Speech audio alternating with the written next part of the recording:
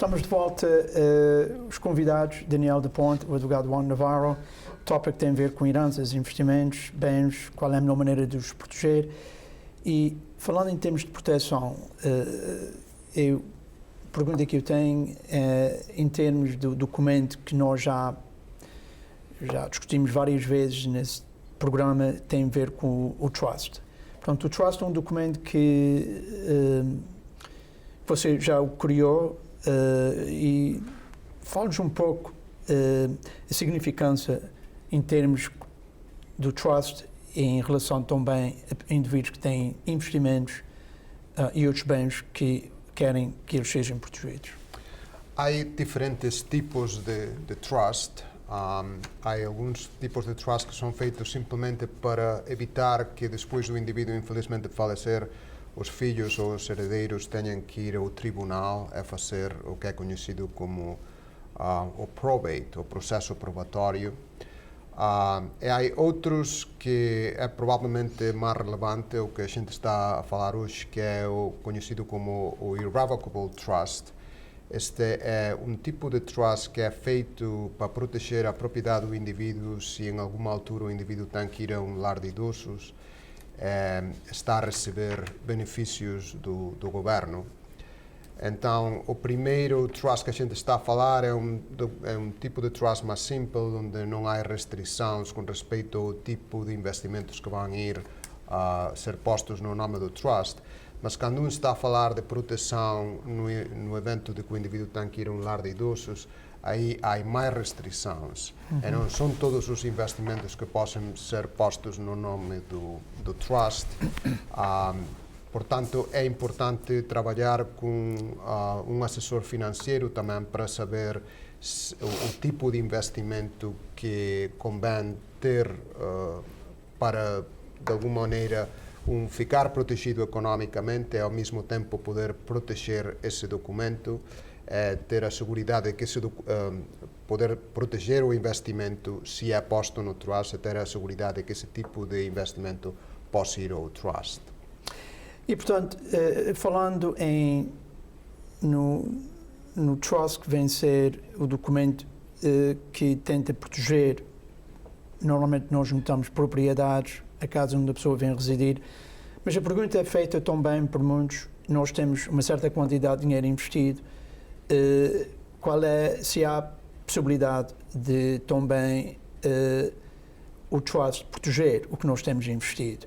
E, portanto, a pergunta será ao Daniel da Ponte, na sua experiência e no seu ramo, quais são os investimentos e o que é que as pessoas devem considerar quando estão a lidar com investimentos e querem-nos protegidos da mesma forma como estão a proteger a sua casa? Se tiverem infelicidade de entrarem numa casa de idosos ou no nursing home. Bom, há duas partes, né? Em termos de o tipo ou quais são os investimentos que a pessoa devia de considerar, tudo isso vai depender do nível de risco que a pessoa está disposta ou não a assumir, o prazo e o tempo que a pessoa tem para os investimentos trabalharem para si. Agora, em termos de os investimentos funcionam os investimentos dentro do Trust funcionam exatamente igual do que, por exemplo, uma casa de 3 famílias que está dentro do Trust, e o Trust foi feito e desenhado de uma forma em que a casa está protegida pelos efeitos do nursing home, desde que passa os 5 anos, mas a pessoa pode usufruir das rendas que está a receber. Portanto, aquele bem que é a casa está a gerir um rendimento que são as rendas. Então, a pessoa pode beneficiar das rendas que o bem está a criar. Os investimentos são a mesma coisa. Eu falei no outro programa de diferentes tipos de investimentos, tipo a Verizon, né, a companhia telefónica. A Verizon é uma das maiores empresas do mundo e a Verizon paga dividendos. Portanto, se a pessoa tivesse ações da Verizon ou então de um fundo de investimento ou obrigações que tivessem a pagar juros ou dividendos, o Trust, se for desenhado e escrito como seria o caso do mesmo Trust, tem uma casa de 3 famílias, o investimento em si está protegido pelos efeitos de nursing home e terceira idade, mas se os investimentos dentro daquele trust estão a pagar dividendos, a pessoa pode beneficiar e usufruir aqueles dividendos ou os juros que aquele trust está a pagar. O que é importante, e a nossa interpretação é um pouco mais conservadora, que é quando se fala da situação de capital gains. Capital gains são mais-valias, ok? Portanto, se a pessoa tiver, por exemplo, um fundo de investimentos, e esse fundo de investimentos tem centenas de ações de companhias diferentes, e aquelas companhias, portanto, o fundo de investimento está a gerir aqueles investimentos, compra, vende, pronto, está uma forma mais ativa. E investimentos dentro daquele fundo pagam juros e dividendos, que nós tratamos income, mas de vez em quando também existe capital gains. Do ponto de vista de Medicaid, que é o apoio, a ajuda para os nursing homes, os capital gains são considerados próprio. Portanto, aí não convém, se a pessoa não quer se chatear com o departamento de Medicaid, não convém também levantar os capital gains, porque do ponto de vista do governo o capital gain é considerado próprio e não rendimento, e isso é uma distinção muito importante a fazer, e então o que nós fizemos para os nossos clientes que estão nessa situação, em que nós podemos conformar a conta do cliente, em que o cliente recebe automaticamente dividendos e juros, mas as mais-valias ou os capital gains ficam dentro da conta para não haver problemas com Medicaid. Agora, como eu disse no início, né, nós temos clientes que... E é uma das coisas que eu perco algum tempo a tentar explicar e a perceber, que é o seguinte, que é...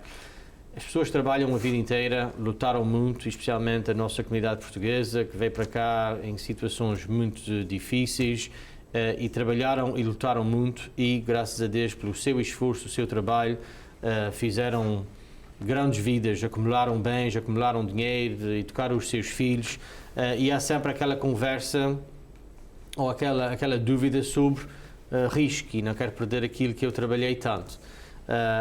A minha experiência tem sido, os clientes que têm tido a experiência de estar expostos a 401ks, especialmente ao longo dos anos que todos trabalharam, uma pessoa que trabalha e tem um 401k durante 20, 30, 40 anos, participou nos altos e baixos que são os normais que acontecem nos mercados financeiros.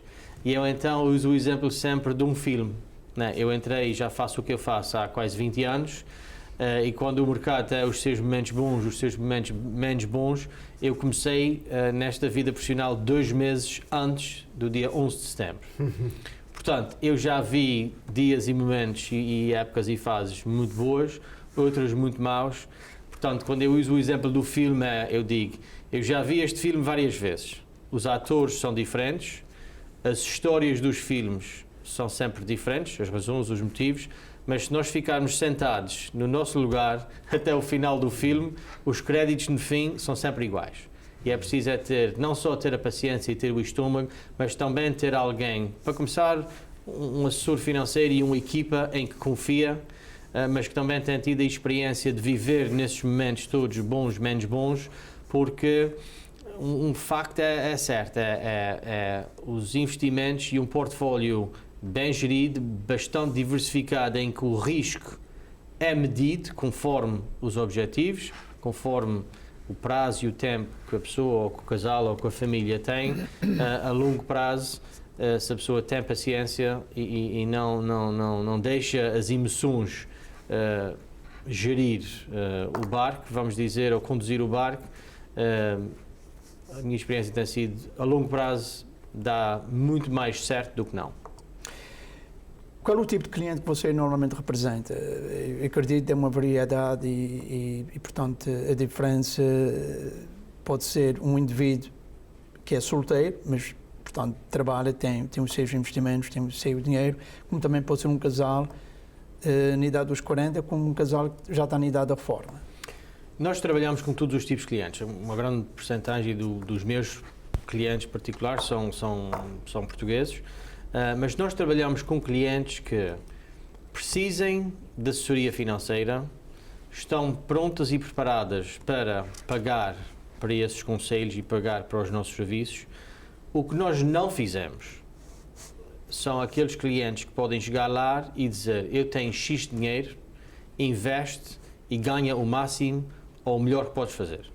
Portanto, isso não fizemos, porque o nosso trabalho, claro que a parte fundamental existe nos investimentos, mas nós trabalhamos com pessoas que precisam de um plano, que precisam de ser aconselhadas, precisam de, até um certo ponto, ter alguém que possa gerir a situação de uma forma geral. Portanto, alguém que vai trabalhar com o advogado, trabalhar com o contabilista, ou se aquela pessoa chega lá e não tem, tem necessidades de começar o seu plano de trusts e testamentos e essas coisas, mas não tem um advogado, por exemplo, ou alguém que ainda usa os programas informáticos de fazer os seus próprios income taxes, mas depois se a situação torna-se um bocadinho mais difícil, a pessoa precisa mesmo do contabilista para tratar disso mais no dia a dia. Portanto, o nosso trabalho funciona um pouco como treinador de equipa, né? Nós trabalhamos com os clientes a identificar